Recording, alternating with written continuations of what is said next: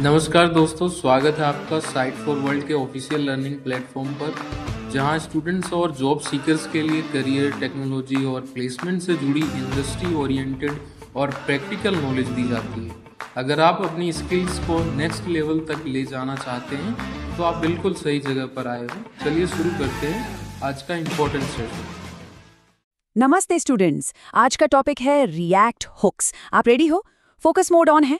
देखो, hooks react में बहुत पावरफुल चीज हैं, लेकिन हाँ, कभी कभी थोड़े कंफ्यूजिंग भी हो सकते हैं। आज हम इन्हीं में से दो सबसे इंपॉर्टेंट हुक्स, यूज स्टेट और यू इफेक्ट को बिल्कुल आसान भाषा में समझेंगे। चलिए शुरू करते हैं। तो आज हम क्या क्या कवर करने वाले हैं?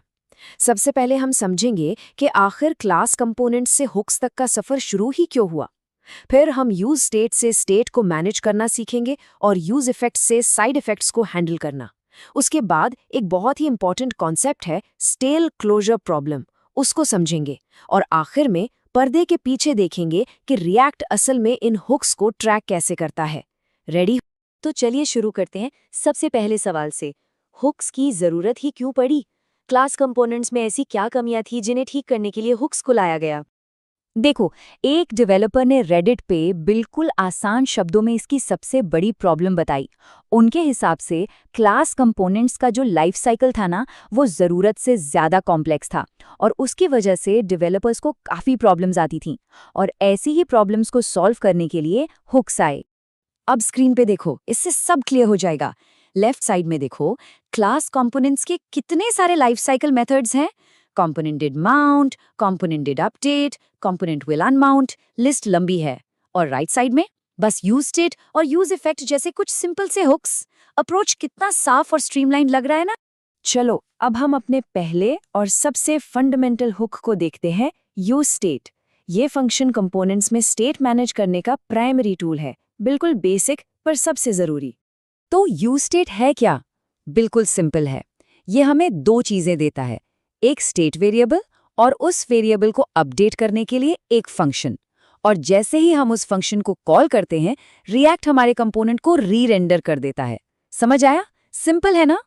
ये देखो, यूज स्टेट का सिंटैक्स कितना क्लीन है। यहाँ काउंट हमारा स्टेट वेरिएबल है, सेट काउंट वो फंक्शन है जिससे हम काउंट की वैल्यू बदल सकते हैं, और ब्रैकेट्स के अंदर 0 उसकी स्टार्टिंग यानी इनिशियल वैल्यू है। इसको नोट किया? लेकिन रुको, एक सवाल है। एक सिंपल सा फंक्शन कॉल जैसे सेट काउंट पूरे के पूरे कंपोनेंट को री-रेंडर कैसे कर देता है? ये कोई मैजिक है क्या? सोचो इसके बारे में। इसका जवाब हमें आगे मिलेगा। ओके, अब आते हैं अपने दूसरे बड़े प्लेयर पर, यूज इफेक्ट। इसका काम है साइड इफेक्ट्स हैंडल करना।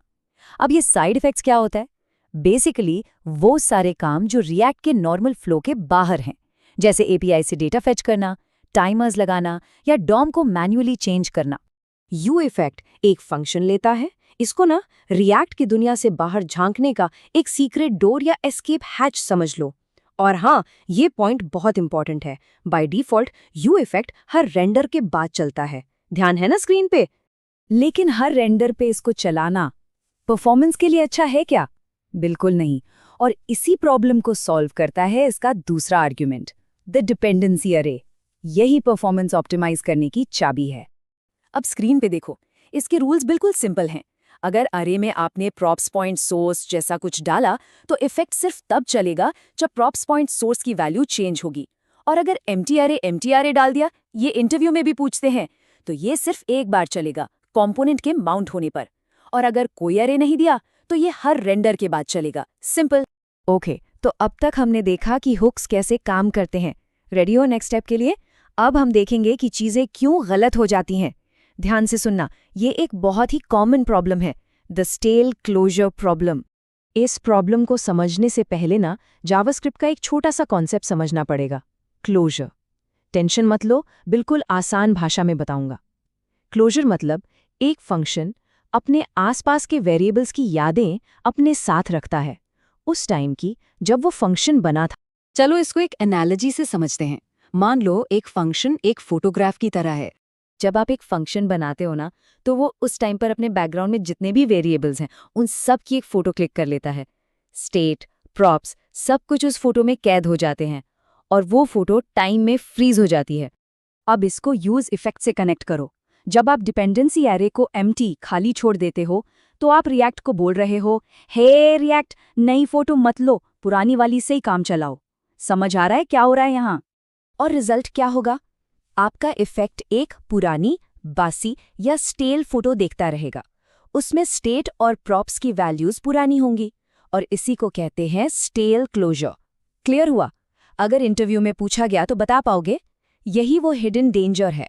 तो अब तक यू स्टेट और यू इफेक्ट क्लियर है, लेकिन एक सवाल अभी भी है, ये सब पर्दे के पीछे काम कैसे करता है?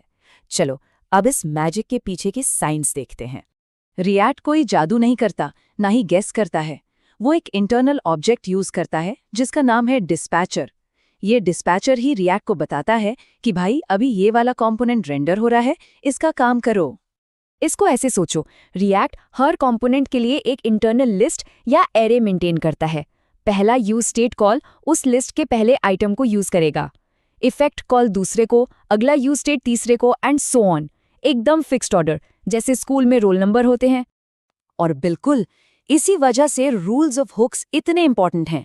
अगर आपने ऑर्डर चेंज किया तो रिएक्ट कंफ्यूज हो जाएगा। वो गलत सेल से यानी गलत रोल नंबर से वैल्यू उठा लेगा और सब गड़बड़ हो जाएगी। इसीलिए ऑर्डर हमेशा सेम होना चाहिए। फोकस बना हुआ है ना? तो सबसे क्रूशियल पॉइंट क्या है? सिर्फ देख रहे हो या समझ भी रहे हो? The point is, hooks magic नहीं है, they are just arrays. Internally सब कुछ एक एरे में स्टोर हो रहा है, बस इतना ही है। तो आज हमने काफी कुछ सीखा। अब मैं आपसे एक सवाल पूछती हूँ, क्या हुक्स सच में चीजों को आसान बनाते हैं या वो बस हमसे जावास्क्रिप्ट की डीप अंडरस्टैंडिंग मांगते हैं? इसके बारे में सोचना, प्रैक्टिस करोगे ना, सिर्फ देखने से नहीं होगा। और अगर कोई डाउट है तो कमेंट सेक्शन में जरूर बताना। नेक्स्ट सेशन में मिलते हैं। तो हमारे चैनल को सब्सक्राइब कीजिए और वीडियो को अपने दोस्तों के साथ शेयर जरूर कीजिए। कमेंट सेक्शन में अपना डाउट या नेक्स्ट टॉपिक लिखना मत भूलिएगा।